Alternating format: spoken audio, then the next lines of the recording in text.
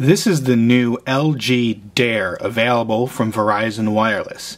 It's the latest touch device from LG and brings a lot of new things to the table. Quick a first spin around the hardware. You can see it has a generously sized screen. It happens to measure 3 inches across the diagonal. On the front we've got 3 little buttons here along the bottom edge. The send and end keys, as well as a speaker key and microphone key. On the left side of the phone we have the lock and unlock key, micro SD hatch, voice activation key, and the micro USB hatch. On the right side we have the camera button as well as the volume toggle. On the back, of course, is the Schneider Kreuznach lens, and you can see the flash for the 3.2 megapixel camera. On the top we see a 3.5mm headset jack right here that's protected by a little pin. So that's a spin around the hardware. You can see the basic screen here will unlock the phone. Now the Dare has haptic feedback. It's not localized, meaning it's not specific to the area you press. Rather, the whole screen or the whole device vibrates when you press.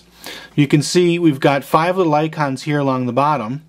They take us to the messaging menu, to the dial pad, to the main menu.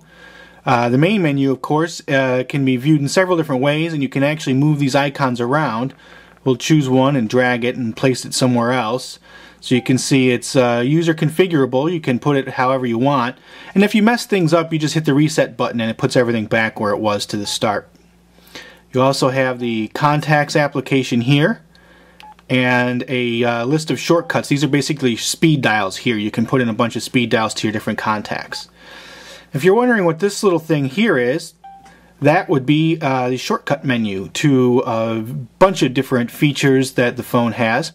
And of course this is user configurable. Hit the set button and it changes the screen slightly. And if you select one of the icons, you'll see it brings up a list of something to replace it with. So right now the calendar's there, and we can put any of these other applications there. So we just put the calculator there, so you can see now we have 2 calculators.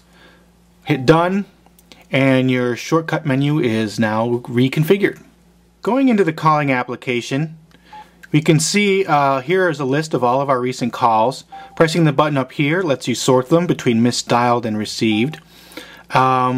Pressing any call will bring up the information about that call, and here you can choose to call it or message it. If we go back though, you'll see this little phone icon here next to each number. Hit that and it initiates a call right away. So you can see during a call we have a number of different options. You can go back to the dial pad for entering conference numbers and things like that. You can also turn on the speakerphone, go to your messages, your contacts, and so on. So you have a standard set of options during a call, and of course there are a few more here from the main menu. The dial pad has a standard 12-key layout with some couple of extra buttons here. Of course, from the dial pad you can jump to your recent calls or your contacts. One neat feature is this pen thing here. This pen thing will let you draw in the numbers that you want. So we'll just dial a quick number.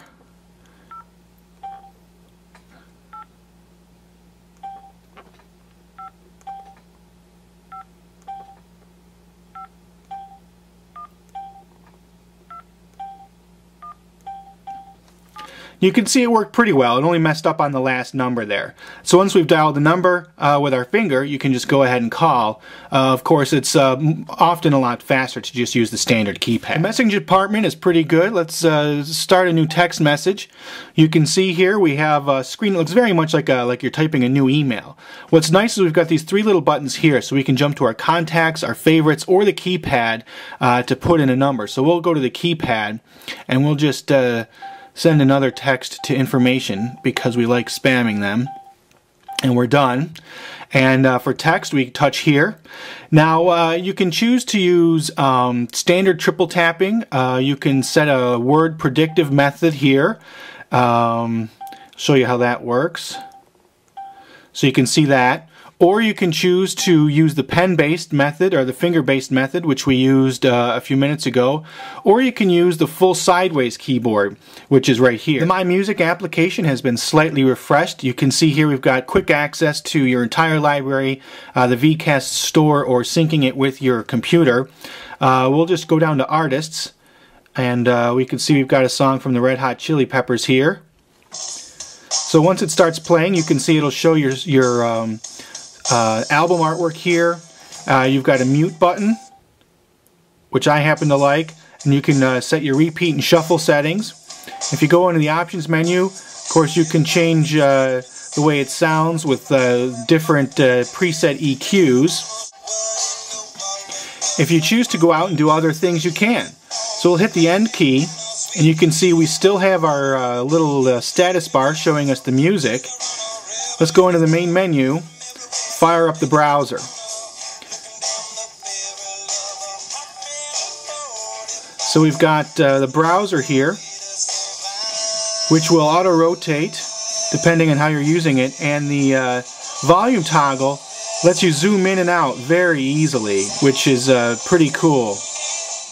The browser is a full HTML browser and works very well. You can see controls similar to that of the LG Voyager here along the bottom.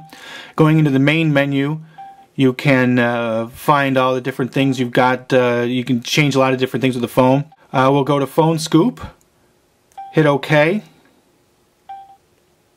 and the phone will just take a few seconds to load Phone Scoop's page. And you can see this is the full HTML version of the site, and almost there, 90% done. We'll zoom out a little bit so we can see a little bit more of the website. So there's Phone Scoop for you.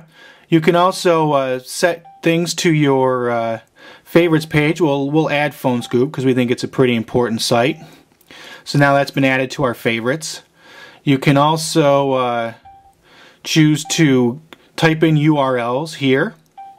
You can also use some of the other on-screen tools such as refresh, home page. You can use this to zoom in and out, though I find using the volume toggle to be more efficient. And the menu lets you do things like change the way the pages view on each page. Firing up the camera requires just a press of the camera button. You can see here we've got a nice big viewfinder. We'll put something out here to look at. Touching the screen, you can see some extensive controls for the phone. You can zoom in and out right here using your finger. You can also adjust the brightness. Go to all these different settings, which you can see control a vast number of different functions of the camera, including things like auto detection for faces and smart pick. Let's say we're done with that.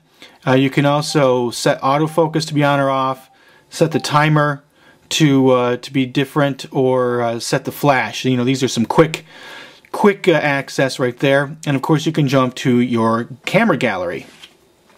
The gallery is pretty standard. Selecting any of the pictures will bring it up, and you can slide sideways to other pictures. And if you rotate the phone, it will fill the whole screen, and you can still slide around to look at your pictures. Hitting it again will bring up the menu so that you can choose to do some actions and do things like send it or set it, and so on. So that's the LG Dare.